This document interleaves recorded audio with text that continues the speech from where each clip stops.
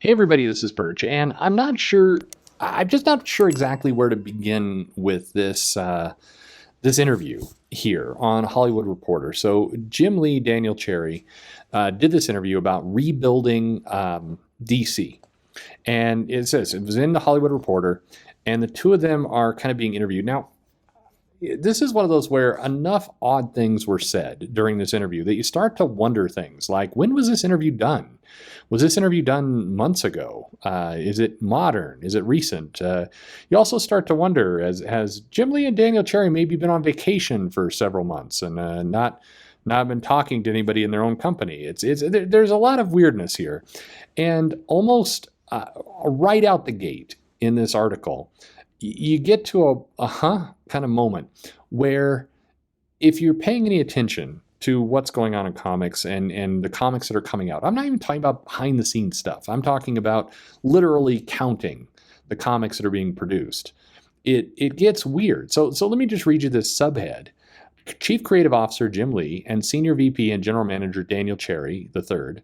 By the way, when you don't capitalize the right things on the titles, it always drives me crazy, but good job, Hollywood Reporter. Anyway, they share about their responsibility to bookshop owners, synergy with films like Suicide Squad, Warner Media ownership amid a merger, and why fewer, bigger, better is a guiding principle. Okay, so first off, fewer. What the F are you talking about? Fewer. DC is publishing one fewer title than Marvel in August. They're ramping up production. They're producing more comics than they have before. Like by math, there's no fewer. And they go on to talk a little bit about how they're doing fewer. And it's like, do you guys have any idea what is actually being done in? I mean, anyway, it's a bizarre interview. And I'll say at this point, I've done a few interviews for people in a different life. I've been the person interviewed, and I've also been the person prepping somebody to be interviewed. And one of the things when you're prepping an exec to be interviewed is you want to give them good talking points that are going to make you or the company look bad. You want them to stay on their points. And invariably, one of the high wire acts of doing this is finding out, when is the executive going to say something stupid based off your point. Like, I remember very clearly at one point we were telling this exec, who I won't name, but anyway, and we're saying, hey, make sure you highlight the fact that we have a new female executive in the company. This is 25 years ago, before now it's a thing, but 25 years ago that was something you'd want to tout if you were giving an interview. And the guy went out and said, yeah, we're very proud, we've got a lot of women who work in this company, like receptionists and people in marketing and probably some other roles. And all of us are just sitting there holding our, like, oh, you idiot, you screwed it up. But anyway, that's how a little bit of this interview reads. Like, somebody fed these guys talking points, and then they just proceeded to deliver it in the weirdest possible way. Anyway, so I like how almost a year ago, DC Comics, the publishing unit behind superheroes like Batman, Wonder Woman, and Harley Quinn, not Superman, not the Flash, okay, fine. It talks about being hit by a brutal cut that saw 1/3 of the company ranks wiped out due to broad layoffs at its parent Warner Media. But the Burbank-based comic division, led by Chief Creative Officer and Publisher Jim Lee, has been in rebuilding mode, picking up the fallen stalactites of the Batcave and the shadow. Oh, Jesus, don't do this with your articles, please. You make me insane when you do this. So they go on. They proceed to talk about they bringing in Daniel Cherry, who, again, I might remind, I said at the time, I believe that it was smart to bring in somebody who was marketing savvy into the company. It needed it. That was a good idea. Now, reading this article, clearly that plan did not work, or they didn't get the right marketing savvy guy. Anyway, sorry, no offense, but publishing initiatives featured a Black Batman and a partnership with Fortnite became chart-topping hits. Okay, now, in fairness, Black Batman belongs to Dan Didio. He was the one who kind of started that up, but, sure, why not? So they go on about challenges. I mean, the introduction actually is quite long and also very disconnected. They talk about how the Suicide Squad, this is one of my favorite sentences. Not only is the Suicide Squad looking to be one of Warner's biggest hits of the year, though you never know with the shifting winds of the pandemic, like it's looking to be one of the biggest hits of the year, or maybe not. I mean, who knows? I love that. Thanks, Hollywood Reporter. Anyway, Jim Lee and Cherry took a break from running their Arkham Asylum.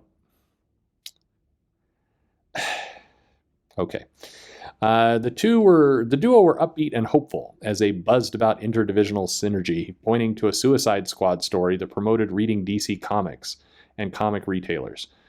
What? Okay, just sure.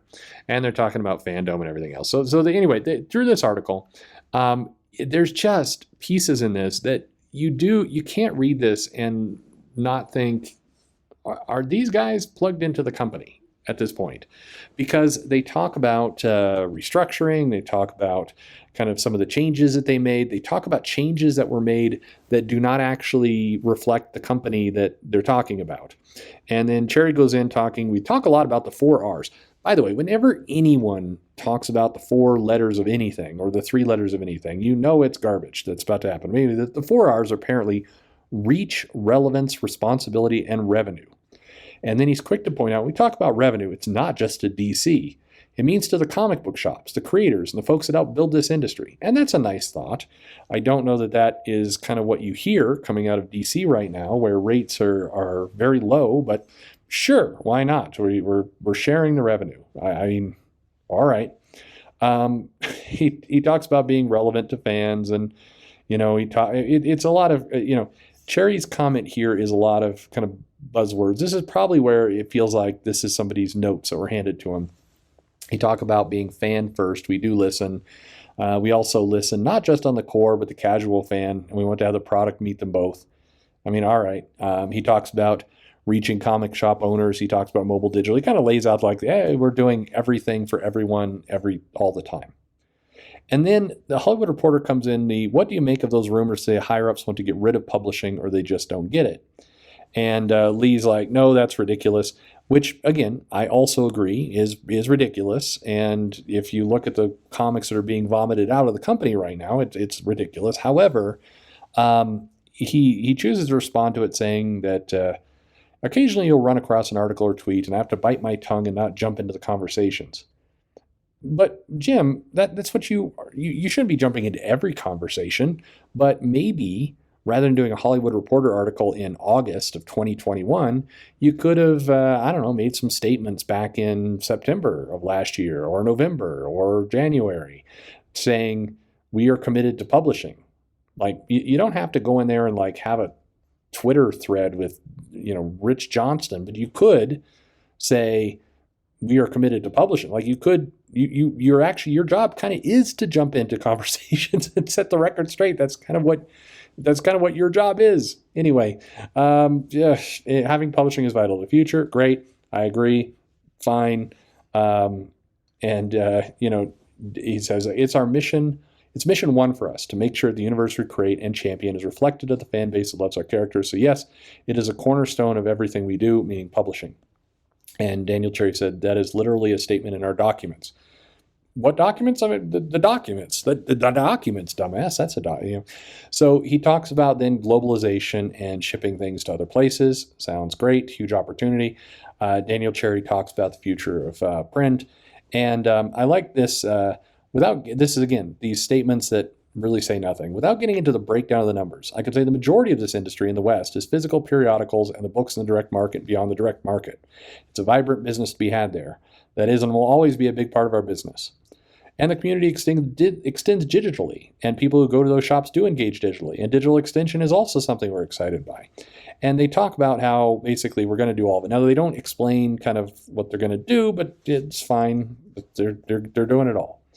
They talk about the new boss, Jason, and they talk about, if there's interference or not. Shocking, there's not. He talks about, they kind of make a joke about the Discovery merger and doing King Shark Week and other things. I mean, why not? And then here's an interesting line here where the reviewer says comic sales have gone up during the pandemic. What did you learn from that? And here's where Cherry kind of talks a lot about what they saw. And notice, if you read his lines carefully, you'll notice he doesn't say that sales were actually up for DC. He just talks generally about building the new normal, and there's lots of things to discover, and fans had to work harder to seek it out. And then Jim Lee comes in and does talk about the change in distributors and other things, and how they've emerged stronger than ever and everything else. And he says, our numbers are higher than expected, which again is not to say, numbers are up. He's saying higher than expected. And I'm not nitpicking here, but this is one of the word games that's being played with comics right now, is everything is better. Well, or better than you planned, or it's better than we expected when the entire world shut down from a global pandemic and everything went to hell. Then I think any sales is better than expected in that world. But anyway, and I think then you get in this retailers in a really strong position right now, which is a very confusing statement, but sure. And he said, as we saw really positive responses to editorial at the beginning of 2021, and we haven't lost that momentum. Again, I'm not sure exactly what he's referring to, but okay. And then we get into probably the most egregious and weird part of the whole, again, maybe not egregious, but just disconnected. And so he talks about kind of what they do for creators, and being able to partner with someone like DC that can handle the marketing and publicity and the sales and the production is a boon for people who don't want to dive in and take on every responsibility. So he's like, there's big positives to working for DC. We market you, and we publicize you, and it's kind of head scratching, because it's like, what are you talking about with kind of what you do for creators? Again, your rates are crap at this point. You're talking about how you're giving revenue for creators and other things, but the general consensus in the industry is that there's less money. There's contracts being renegotiated to do things smaller, and even reference that you've cut your staff, you've got a smaller staff, but you're meanwhile then you're continuing in with this fewer, bigger, better. Except you're not doing fewer, you're doing more. The money is not bigger, it's smaller to your staff, and better. I mean, in some cases, I'm sure there's comics that are working. In other cases, I don't even know what better means constructively. But it's just the problem in all this, and they talk a little bit about video games at the end and other things, is this article and this interview. It doesn't make you angry. I mean, there's some really hot takes that are going on right now on social media, and Bleeding Tool did a borderline unhinged take on it of just like venom out the ass with this. I mean, look, I get it. Andy Curry's angry he got fired, but Jesus, stop using that guy for your rumors when he's been gone for DC for a long time, and move on, because the whole tone of the article on Bleeding Cool is nuts. But okay.